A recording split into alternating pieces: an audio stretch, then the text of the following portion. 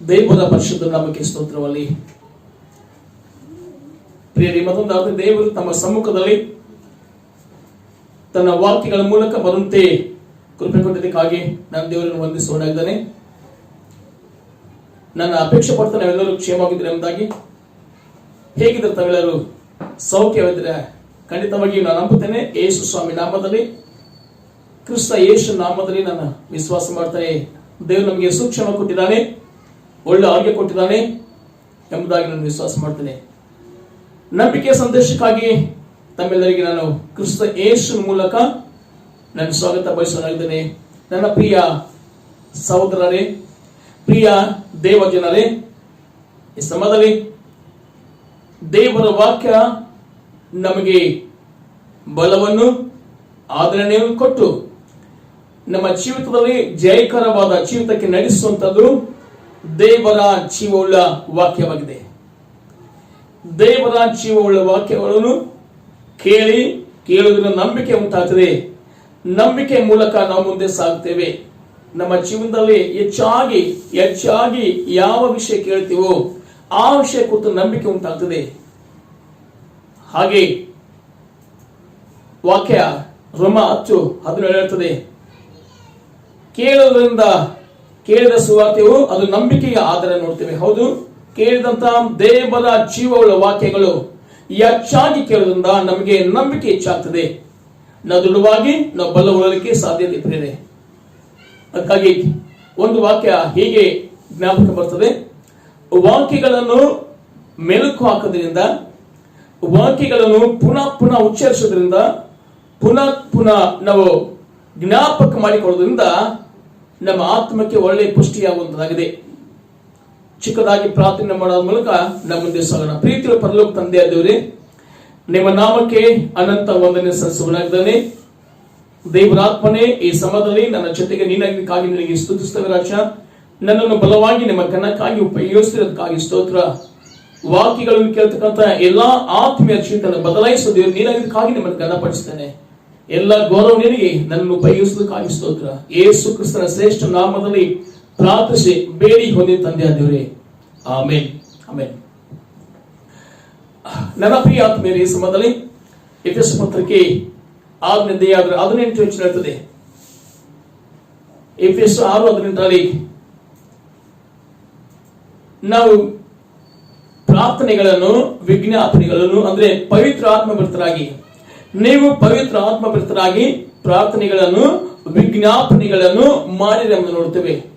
ಹೌದು, ಪವಿತ್ರ ಆತ್ಮನ ಭರಿತರಾಗಿ, ದೇವರ ಆತ್ಮ ಭರಿತರಾಗಿ ಪ್ರತಿಯೊಬ್ಬ ದೇವರ ಮಕ್ಕಳ ನಾವುಗಳು ಅಥವಾ ವಿಶ್ವಾಸಿಗಳು, ಪ್ರತಿಯೊಬ್ಬ ವ್ಯಕ್ತಿಗಳು ಪವಿತ್ರ ಆತ್ಮ ಭರಿತರಾಗಿ ಪ್ರಾರ್ಥನೆಗಳಲ್ಲಿ ನಾವು ಮುಂದೆ ಸಾಗುವಾಗ ನಮ್ಮ ಜೀವಿತದಲ್ಲಿ ಮತ್ತೆ ಪ್ರಾರ್ಥನೆ ಮತ್ತು ಹಾಗೂ ವಿಜ್ಞಾಪನೆ ಹೆಚ್ಚಾಗಿ ದೇವರ ಆತ್ಮದಿಂದ ತುಂಬಿಸಲ್ಪಟ್ಟಂತ ನಾವುಗಳು ಪವಿತ್ರ ಆತ್ಮ ಭರಿತರಾಗಿ ಪ್ರಾರ್ಥಿಸುವಾಗ, ಪವಿತ್ರ ಆತ್ಮ ಭರಿತರಾಗಿ ನಾವು ದೇವರಿಗೆ ಘನಪಡಿಸುವಾಗ ವೇದ ಹೇಳ್ತದೆ, ಆತನನ್ನು ಸ್ತುತಿಯ ಸಮರ್ಪಿಸುವುದಾಗಿ. ಹೌದು, ಸ್ತುತಿಗಳ ಮೂಲಕ ಆತನ ಘನಪಡಿಸುವಾಗ ದೇವರ ಪ್ರಸನ್ನತೆ ನಮ್ಮ ಜೊತೆ ನಾವು ಬಯಸುವರಾಗಿದ್ದೇವೆ. ದೇವರಿಗೆ ಸಮರ್ಪಿಸೋದು ಮೊದಲದಾಗಿ ಪ್ರಾರ್ಥನೆಯ ಹೋಗಕ್ಕಿಂತ ಮುಂಚೆನೆ ದೇವರಿಗೆ ಕೃತಜ್ಞತೆ ನೋಡ್ತೇವೆ. ಹೆಚ್ಚು ಸಮಯನು ದೇವರ ಸಮ್ಮುಖದಲ್ಲಿ ಕೂತ್ಕೊಳ್ಳುವಾಗ ನಾವು ಕೃತಜ್ಞತಾ ಸ್ತೋತ್ರ ಎಂಬ ಯಜ್ಞಗಳು ದೇವರಿಗೆ ಸಮರ್ಪಿಸುವಾಗ, ದೇವರು ಮಾಡಿದ ಎಲ್ಲಾ ಉಪಕರಣ ನಾವು ಹೊಗಳುವಾಗ, ಸ್ತುತಿಸುವಾಗ, ಘನಪಡಿಸುವಾಗ ದೇವರ ಪ್ರಸನ್ನತೆಯನ್ನು ಅನುಭವಿಸಲಾಗಿದೆ. ದೇವರ ಪ್ರಸನ್ನತೆ ಅನುಭವಿಸಬೇಕು. ದೇವರು ನಮ್ಮ ಜೊತೆಲಿ ಇದ್ದಾನೆ ಎಂಬುದಾಗಿ ಅನುಭವ ನಮಗೆ ಬೇಕಾದ್ರೆ ದೇವರ ಪಾದದಲ್ಲಿ ಕೂತ್ಕೊಂಡು ಹೆಚ್ಚಾಗಿ ಸಮಯ ಕಳೆದು ಸ್ತುತಿಸುವಂತ ಸಮಯ, ಅದನ್ನು ಘನಪಡಿಸುವಂತ ಒಂದು ಸನ್ನಿವೇಶವನ್ನು ನಾವು ಪ್ರಾರಂಭಿಸುವಾಗ ಅಥವಾ ನಾವು ಆ ಹಾದಿಯಲ್ಲಿ ನಡೆಯುವಾಗ ಸ್ತುತಿ ಎಂಬ ಯಜ್ಞಗಳು, ಸ್ತುತಿಗಳ ಮೂಲಕ ದೇವರಿಗೆ ಘನಪಡಿಸುವಾಗ, ಆರಾಧಿಸುವಾಗ, ಪ್ರಾರ್ಥನೆ ಮೂಲಕ ಇದೇ ನಂತರ ನಾವು ಪ್ರಾರ್ಥನೆ ಮಾಡುವಾಗ ಖಂಡಿತವಾಗಿ ದೇವರ ಆತ್ಮನ ಒಂದು ಪ್ರಸನ್ನತೆಯನ್ನು ಅನುಭವಿಸ್ತೇವೆ. ಖಂಡಿತವಾಗಿ ನನ್ನ ಆತ್ಮೇಲೆ ಪವಿತ್ರ ಆತ್ಮ ಭರಿತರ ಎಂಬುದಾಗಿ ವೇದ ಹೇಳಲ್ಪಟ್ಟಿದೆ. ಹೌದು, ಪವಿತ್ರ ಆತ್ಮ ಭರಿತರಾಗಿ ನಾವು ಪ್ರಾರ್ಥಿಸುವಾಗ ದೇವರೇ ನಮ್ಮ ಪ್ರಾರ್ಥನೆಗೆ ಖಂಡಿತವಾಗಿ 100% ಉತ್ತರ ಕೊಡ್ತಾನೆ. ನಮ್ಮ ಜೀವಿತ ಎಲ್ಲಾ ಸಮಯದಲ್ಲಿ ಪ್ರತಿಯೊಂದು ಗಳಿಗೆಯಲ್ಲಿ ದಿಕ್ಕು ತೋಚದೇ ಇರತಕ್ಕಂಥ ಸ್ಥಿತಿ ಇರ್ಬೋದು, ಗೊತ್ತಿಲ್ಲ. ಆದರೆ ದೇವರ ಸಮ್ಮುಖದಲ್ಲಿ ಕೂತ್ಕೊಂಡು ಹೆಚ್ಚಾಗಿ ಸಮಯನ್ನು ದೇವರಿಗೆ ಆರಾಧಿಸೋದ್ರ ಮೂಲಕ, ದೇವರು ಸ್ತುತಿಸೋದ್ರ ಮೂಲಕ ಪರಲೋಕದ ದೇವರು ತನ್ನ ಸಮ್ಮುಖ, ಆತನ ಸನ್ನಿಧಿಯೇ ನಮ್ಮ ಬಲ್ಲೆ, ನಮ್ಮ ಪಕ್ಕದಲ್ಲೇ ಅದನ್ನು ಇರುವಂತಹ ಅನುಭವ ನಾವು ಕಾಣ್ತೇವೆ. ಹೌದು, ನಮ್ಮ ಎಲ್ಲ ಜೀವನದಲ್ಲಿ ಎಲ್ಲಾದ್ರೂ ಜಯ ಕಾಣಬೇಕು. ಆರ್ಥಿಕ ಸ್ಥಿತಿಯಲ್ಲಿ, ಆರೋಗ್ಯ ಸ್ಥಿತಿಯಲ್ಲಿ, ಪ್ರತಿಯೊಂದು ಭಾಗದಲ್ಲಿ ಜಯ ಕಾಣಬೇಕು. ಪ್ರತಿಯೊಂದರಲ್ಲಿ ನಾವು ಬಲ ಹೊಂದಬೇಕಂದ್ರೆ ದೇವರ ಸಮ್ಮುಖದಲ್ಲಿ ಕೂತ್ಕೊಂಡು ದೇವರ ಆತ್ಮನಿಂದ ತುಂಬಿಸಲ್ಪಟ್ಟಂತ ದೇವರ ಮಕ್ಕಳಾದ ನಾವೆಲ್ಲರೂ ನಮ್ಮ ನಮ್ಮ ವೈಯಕ್ತಿಕವಾಗಿ ದೇವರ ಪಾದದಲ್ಲಿ ಕೂತ್ಕೊಂಡು ಹೆಚ್ಚಾಗಿ ದೇವರು ಮಾಡಿದ ಎಲ್ಲಾ ಉಪಕರಣ ನೆನೆಸಿಕೊಂಡು ಆತನ ಸ್ತುತಿಸುವಾಗ, ಘನಪಡಿಸುವಾಗ, ಗೌರವಿಸುವಾಗ 100% ದೇವರ ಪ್ರಸನ್ನತೆಯನ್ನು ಅನುಭವಿಸ್ತೇವೆ. ದೇವರ ಇರುವಿಕೆ ಅನುಭವಿಸ್ತೇವೆ. ದೇವರ ಇರುವಿಕೆ ಅನುಭವಿಸುವಾಗ ನಮ್ಮ ದೇಹದಲ್ಲಿ, ನಮ್ಮ ಹೃದಯದಲ್ಲಿ, ನಮ್ಮ ಮನಸ್ಸಲ್ಲಿ ದೈವ ಸಮಾಧಾನವು ಹರಿದು ಬರುವಂತಾಗಿದೆ ಪ್ರಿಯರೇ. ದೈವ ಸಮಾಧಾನ ಹರಿದು ಬರಬೇಕಾದ್ರೆ ದೇವರ ಪಾದದಲ್ಲಿ ಕೂತ್ಕೊಂಡು ಹೆಚ್ಚು ಸಮಯ ದೇವರಿಗೆ ಘನಪಡಿಸುವಾಗ ಆ ಪ್ರಸನ್ನತೆ, ದೇವರ ಆನಂದವಾದ ಆ ಆನಂದವನ್ನು ನಾವು ಖಂಡಿತವಾಗಿ ನಾವು ಅನುಭವಿಸ್ತೇವೆ. ಹಾಗಾದ್ರೆ ಪರಲೋಕವೇ ನಮ್ಮ ಜೊತೆಯಲ್ಲಿ ಇದ್ದಂಗೆ ನೋಡ್ತೇವೆ ಪ್ರಿಯರೇ. ಎಷ್ಟು ಚೆನ್ನಾಗಿ ಹೇಳ್ತದೆ ವಾಕ್ಯದಲ್ಲಿ ನೋಡುವಾಗ. ದೇವರ ವಾಕ್ಯ ನಮಗೆ ಆದರಣೆ ಕೊಡುವಂತದಾಗಿದೆ ಪ್ರಿಯರೇ. ಪ್ರತಿ ಪರಿಸ್ಥಿತಿಯಲ್ಲಿ ನಮಗೆ ವಾಕ್ಯವೋ ಆದರಣೆ ಕೊಡುವಂತದಾಗಿದೆ. ಅದಕ್ಕಾಗಿ ಎಫೆಸ 6 ಅದರ 18 ಮತ್ತೊಂದು ಪ್ರತಿ ನಾನು ಜ್ಞಾಪಕ ಮಾಡಿಕೊಳ್ತೇನೆ. ನೀವು ಪವಿತ್ರ ಆತ್ಮಭರಿತರಾಗಿ ಪ್ರಾರ್ಥನೆಗಳಲ್ಲಿಯೂ ವಿಜ್ಞಾಪನೆ ನೋಡ್ತೇವೆ.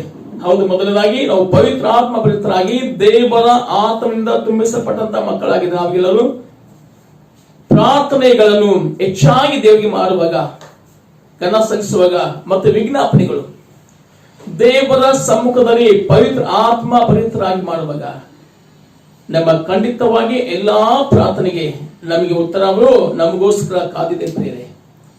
ಅನೇಕರು ಹೇಳ್ತಾರೆ, ನಾನು ಪ್ರಾರ್ಥನೆ ಮಾಡಿ ಉತ್ತರ ಸಿಕ್ಕಿಲ್ಲ, ನಾನು ಎಷ್ಟು ಪ್ರಾರ್ಥಿಸಿದ್ದೇನೆ ಉತ್ತರ ಸಿಕ್ಕಿಲ್ಲ. ಹೇಗೆ ಪ್ರಾರ್ಥನೆ ಮಾಡ್ತಾರೆ ಅಂದ್ರೆ ಕೇವಲ ಲೌಕಿಕ ವಿಷಯದಲ್ಲಿ ಕೇವಲ ಕೆಲವು ನಿಮಿಷಗಳಿಗೆ ಮಾತ್ರ ದೇವರಿಗೆ ಪ್ರಾರ್ಥಿಸುವಾಗ ಅನೇಕರು ಸೋಲು ಅನುಭವಿಸ್ತಾರೆ. ಆದರೆ ವೇದ ಹೇಳ್ತದೆ ಪವಿತ್ರ ಆತ್ಮ ಭರಿತರಾಗಿ ನೋಡ್ತೇವೆ. ಪವಿತ್ರ ಆತ್ಮ ಭರಿತರಾಗಿ ಪ್ರಾರ್ಥನೆಗಳನ್ನು ವಿಜ್ಞಾಪನೆ ನೋಡ್ತೇವೆ. ಹೌದು, ಪವಿತ್ರ ಆತ್ಮ ಭರಿತರಾಗಿ ನಾವು ಮಾಡುವಂತಹ ಈ ಪ್ರಾರ್ಥನೆ, ಈ ಒಂದು ಸ್ತುತಿ ದೇವರು ತಾನೇ ನಮ್ಮ ಪಕ್ಕದಲ್ಲೇ ಇರೋದಿರ್ತಾನೆ, ನಮ್ಮ ಜೊತೆಯಲ್ಲೇ ಇರತಕ್ಕಂಥ ಅನುಭವ ನಮಗೆ ಆಗ್ತದೆ ಖಂಡಿತವಾಗಿ. ಅನೇಕರು ಈ ರೀತಿ ಮಾಡದೆ 1-2 ನಿಮಿಷ 3 ನಿಮಿಷ ಕುತ್ಕೊಂಡು ಹಾಗೆ ಪ್ರಾರ್ಥನೆ ಮಾಡಿ ಅನೇಕರು ಅನೇಕ ದಿನಗಳು ಕಳೀತಾರೆ ಪ್ರಿಯರೇ.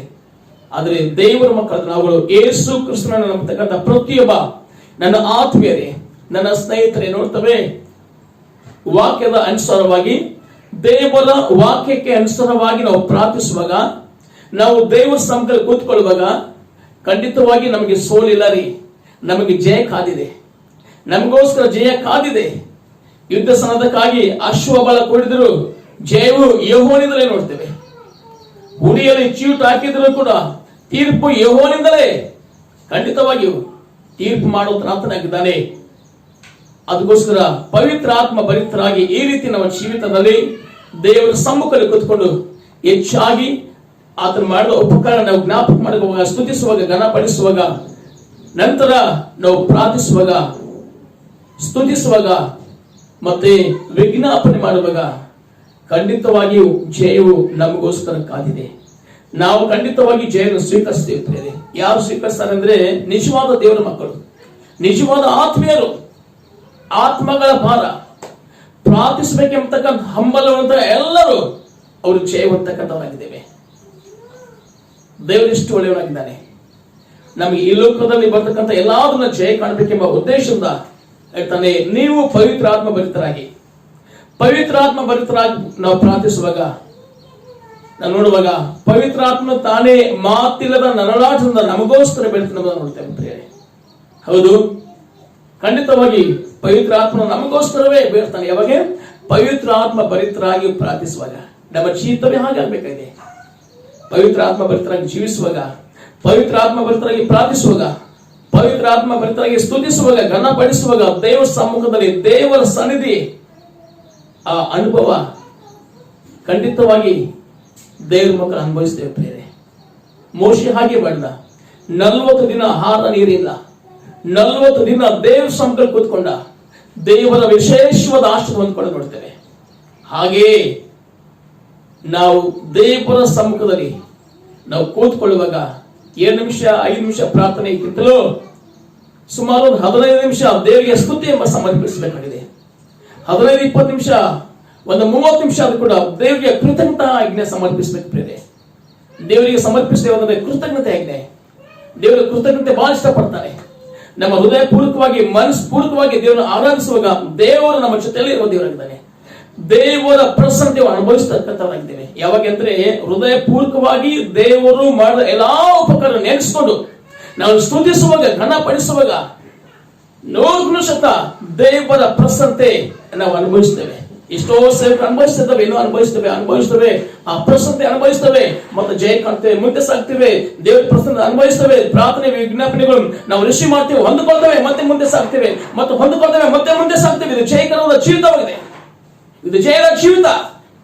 ನಾವು ಲೋಕದ ಜೀವಿಸಬೇಕು ಎಂಬುದಾಗಿ ದೇವರ ಆಸೆ ಇದೆ ಪ್ರೇರೆ. ಈ ರೀತಿ ನಾವು ಮುಂದುವರಿಯುವಾಗ ದೇವರು ನಮ್ಮ ಜೊತೆ ಇದ್ಕೊಂಡು, ಯೋಶನು ಹಾಗೆ ನಮ್ಮ ಜೊತೆ ಇದ್ಕೊಂಡು ನಡೆಸೋದೇನಾಗಿದೆ ಪ್ರೇರೆ. ಖಂಡಿತವಾಗಿ ಮೋಶೆ ಹಾಗೆ ಮಾಡಿದ. ಖಂಡಿತವಾಗಿ ಎಂದು ಕೂಡ 2020ರಲ್ಲಿ ದೇವಚನದ ನಾವುಗಳು ದೇವರ ಸಮ್ಮುಖದಲ್ಲಿ ಪವಿತ್ರ ಆತ್ಮ ಭರಿತರಾಗಿ ಪ್ರಾರ್ಥಿಸುವಾಗ, ವಿಜ್ಞಾಪಿಸುವಾಗ ಖಂಡಿತವಾಗಿ ನಮಗೆ ಸಹಾಯಕನಾಗಿದ್ದಾನೆ. ಖಂಡಿತವಾಗಿ ನಮಗೆ ಬಲ ಕೊಡುವತನಾಗಿದ್ದಾನೆ. ಖಂಡಿತವಾಗಿ ನಮಗೆ ಆಧಾರ ಕೊಡುವತನಾಗಿದ್ದಾನೆ. ದೈವ ಸಮಾಧಾನವು ನಮ್ಮಲ್ಲಿ ವಾಸವಾಗುವಂತದಾಗಿದೆ. ದೈವ ಶಾಂತಿಯು ನಮ್ಮ ಹೃದಯದಲ್ಲಿ ಆವರಿಸಿಕೊಳ್ತದೆ. ದೈವ ಸಮಾಧಾನವು ಎಲ್ಲವನ್ನು ಆವರಿಸಿಕೊಳ್ಳುವಂತಾಗಿದೆ. ಹೌದು, ಹೀಗೆ ನಮ್ಮ ಹೃದಯದಲ್ಲಿ ದೈವ ಸಮಾಧಾನವು ಎಲ್ಲಾ ಗ್ರಹಿಕೆಯನ್ನು ಮೀರುವ ದೈವ ಶಾಂತಿಯು ನಮ್ಮನ್ನು ಆವರಿಸಿಕೊಳ್ಳುವಾಗ ಖಂಡಿತವಾಗಿಯೂ ನಾವು ದೇವರಿಂದ ಆಶೀರ್ವದಿಸಲ್ಪಡ್ತೇವೆ ಪ್ರೇರೆ. ಅನೇಕರು ಕೇಳ್ತಾರೆ, ಹೇಗೆ ಜಯ ಕಾಣೋದು, ಈ ಸಮಸ್ಯೆಯಿಂದ ಬಿಡುಗಡೆ ಹೇಗೆ? ಆದ್ರೆ ವೇದ ಹೇಳ್ತದೆ, ಬೈಬಲ್ ಸ್ಪಷ್ಟ ಹೇಳ್ತದೆ. ಅನೇಕರು ಈ ಮಾದರಿ ಅನುಸರಿಸದೆ ಕೇವಲ 7 ನಿಮಿಷ 3 ನಿಮಿಷ 5 ನಿಮಿಷ 10 ನಿಮಿಷ ಪ್ರಾರ್ಥನೆ ಮಾಡೋದ್ರಿಂದ ಅನೇಕ ಸೋಲು ಅನುಭವಿಸ್ತಾರೆ. ಆದರೆ ಬೈಬಲ್ ಹೇಳ್ತದೆ, ಪವಿತ್ರಾತ್ಮ ಭಕ್ತರಾಗಿ ಪ್ರಾರ್ಥನೆ ಮಾಡಿ ಎಂಬುದಾಗಿ ನೋಡ್ತೇವೆ.